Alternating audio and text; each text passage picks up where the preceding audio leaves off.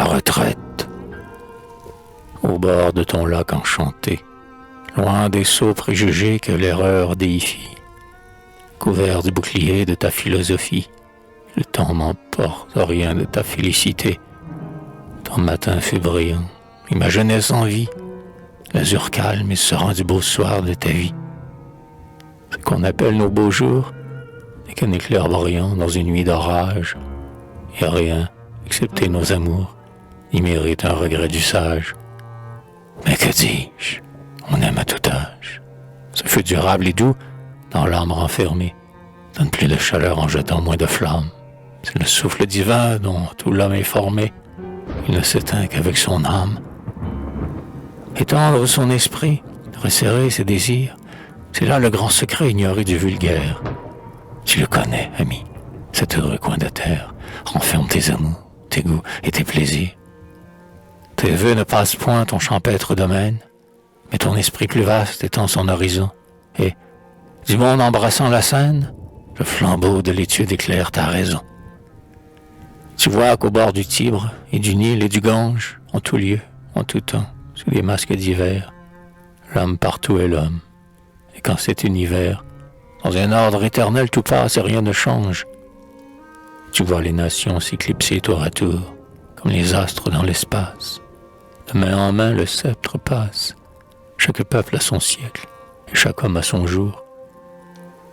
Sujet à cette loi suprême, empire, gloire, liberté, tout est par le temps emporté. Le temps emporta les dieux mêmes, la crie de l'Antiquité, et ce que les mortels, dans leur orgueil extrême, osaient nommer la vérité. Au milieu de ce grand nuage, réponds-moi, que fera le sage, toujours entre le doute et l'erreur combattue, content du peu de jours qu'il saisit au passage, il se hâte d'en faire usage pour le bonheur et la vertu.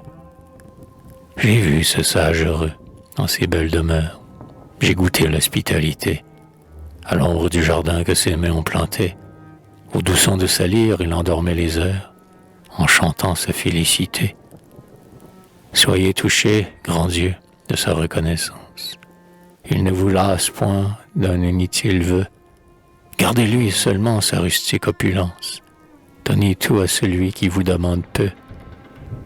Les doux objets de sa tendresse, que son riant foyer toujours environné, sa femme et ses enfants couronnent sa vieillesse, comme de ses fruits mûrs un arbre est couronné. Que sous l'or des épis ses collines jaunissent, qu'au pied de son rocher son lac soit toujours pur, que de ses beaux jasmins les ombres épaississent, que son soleil soit doux, que son ciel soit d'azur, et que pour l'étranger toujours ses vins mûrissent. Pour moi, loin de ce port de la félicité, hélas, par la jeunesse et l'espoir emporté, je vais tenter encore les flots et l'orage. Mais, ballotté par l'onde et fatigué du vent, au pied de ton rocher sauvage, ami, je reviendrai souvent, rattaché, vers le soir, ma barque à ton rivage.